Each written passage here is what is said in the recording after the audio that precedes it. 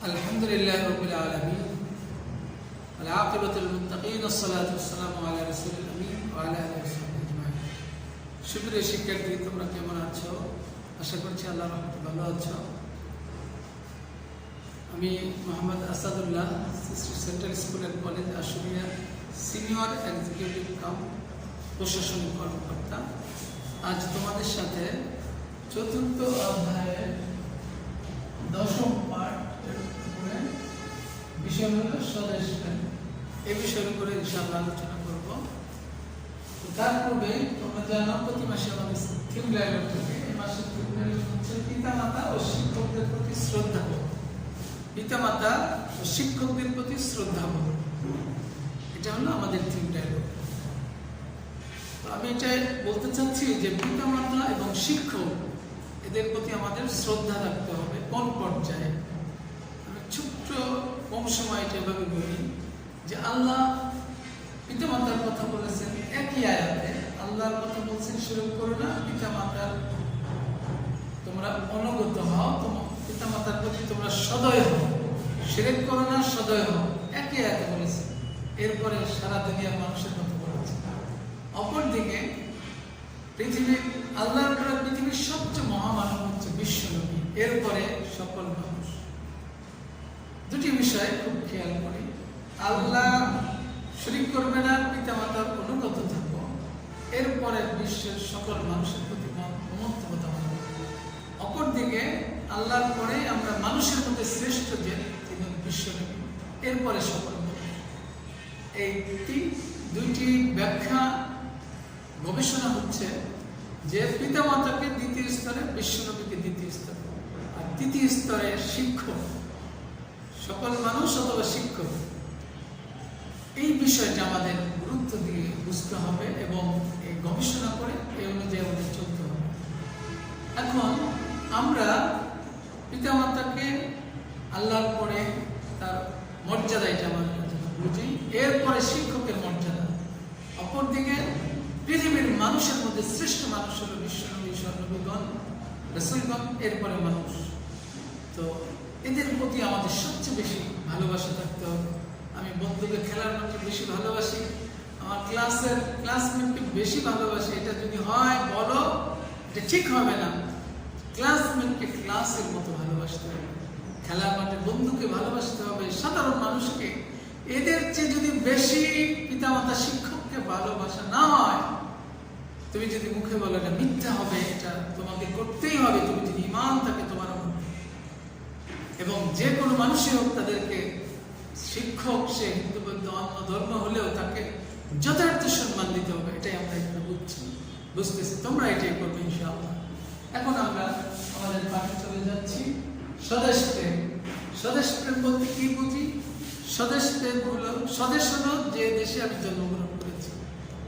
স্বদেশ হলো যে দেশে আমি জন্মগ্রহণ করেছি, যে দেশের আলো বাতাসে আমি মুক্তভাবে স্বাধীনভাবে চলছি, সেটাই হলো স্বদেশ।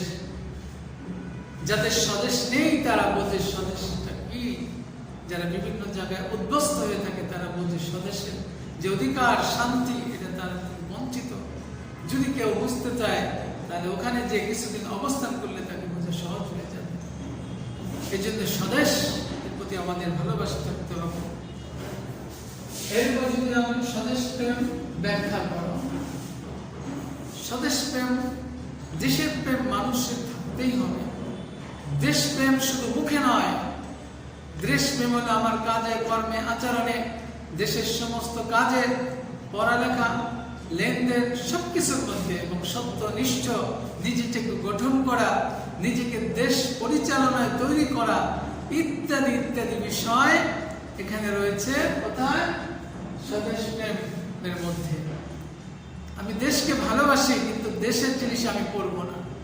আমি দেশকে ভালোবাসি, আমি দেশের চকলেট খাবো না। আমি দেশকে ভালোবাসি, আমার দেশের পণ্যকে আমি ভালোবাসবো না। এরকম হবে না, এটা মুনাফিকি হবে, এটা দেশকে ভালোবাসা হবে না। দেশকে ভালোবাসি কিন্তু আমি অন্যায়ের সাথে জড়িত, তাহলে হবে না। দেশের একজন সুন্দর, সঠিক এবং উত্তম মানুষ হতে হবে। এটাই দেশপ্রেমের ব্যাখ্যায় আমরা বুঝতে পারি। এবং এভাবে তোমাকে ছোটবেলা থেকে বুঝতে হবে, দেশের কোনো ক্ষতি হয় তোমার কলমটাও তুমি অর্ধেক লিখে ফেলে দিতে পারো না, তোমার পেজ অর্ধেক লিখে ফেলে দিতে পারো না, তোমার খাবারটা তুমি নষ্ট করতে পারো না। এটা স্বদেশ প্রেম নয়। দেশের সবকিছুই যেন তোমাকে আল্লাহর নির্ধারিত হুকুমে মেনে চললেই তুমি স্বদেশ প্রেম। আমি এই জন্য বলে থাকি, যারা সবচেয়ে আমলদার তারাই স্বদেশ প্রেম, সবচেয়ে স্বদেশ প্রেম তাদের মধ্যে। তারা মিথ্যা বলে না, কাউকে ফাঁকি দেয় না, কারো জিনিস নেয় না, তারা ঘুষ নেয় না, সুদ খায় না। এই হলো তারা ইনসানি কামেল, তাই সবচেয়ে দেশের প্রতি স্বদেশ প্রেম। তাদের থেকে আমাদের শিখতে হবে, সেটা যার মধ্যে আছে তার থেকে আমাদের শিখতে হবে। ওটাই হলো স্বদেশ প্রেম। স্বদেশ প্রেম কিন্তু স্বদেশকে ভালোবাসে না, স্বদেশের ক্ষতি করছি, অন্যের জমি একটু নিচ্ছি, এটা স্বদেশ প্রেম হবে না। আমাদের ওই রকম ইনসানে কামেল হয়ে স্বদেশ প্রেমে উজ্জীবিত হওয়া লাগবে। এটাই আমরা স্বদেশ প্রেম ব্যাখ্যা বলতে বুঝি। এরপরে আসি স্বদেশ প্রেমের গুরুত্ব। স্বদেশ প্রেম এটি একটি আল্লাহর পক্ষ থেকে নিয়ামত। নিয়ামত যারা স্বদেশ ছাড়া, বস্তুহারা, যাদের দেশ নেই, তারা কঠিন অবস্থায় রয়েছে। এই জন্য এটা আল্লাহর পক্ষ থেকে একটি নিয়ামত। এই নিয়ামতের শুকরিয়া আমাদের করতে হবে। এখানে বলা হয়েছে হুব্বুল ওয়াতানি মিনাল ঈমান, স্বদেশ প্রেম ঈমানের অঙ্গ। হুব্বুল ওয়াতানি আল ওয়াতানি মিনাল ঈমান, হুব্বুল ওয়াতানি মিনাল ঈমান। তাহলে কি জানলাম? হুব্বুল ওয়াতানি মিনাল ঈমান, স্বদেশ প্রেম ঈমানের অঙ্গ। এই জন্য আমাদের স্বদেশ প্রেমে উজ্জীবিত হতে হবে। এখানে শেষ নয়, বিশ্বনবী স্বদেশ প্রেমে উজ্জীবিত ছিলেন, সর্বশ্রেষ্ঠ ছিলেন। কিভাবে? তিনি যখন তাকে মক্কা থেকে মদিনায় বিতাড়িত করে দেওয়া হলো তার বংশের লোকেরা, তখন বিশ্বনবী যাচ্ছিলেন আর পিছন দিকে ফিরে ফিরে বলছিলেন, হে আমার দেশ, তুমি কত সুন্দর, আমার গোত্রের লোকেরা যদি আমার সাথে এরকম না করতো তোমাকে ছেড়ে চলে যেতাম না। মনে হচ্ছে যে তার মাকে, দেশ মাকে